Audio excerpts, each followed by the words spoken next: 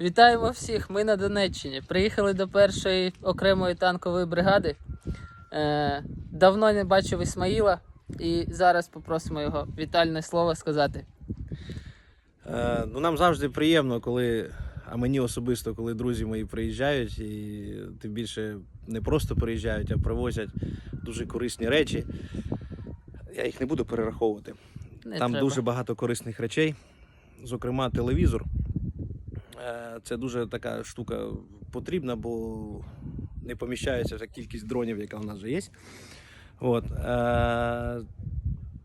І дуже вдячні фонду, і тобі, і всім, хто допомагає, друзі. Продовжуйте, перемога незабаром. Добре, а я хочу сказати, що від імені нашої організації, від імені Одещини, від імені всієї України, Ісмаїл, тобі особисто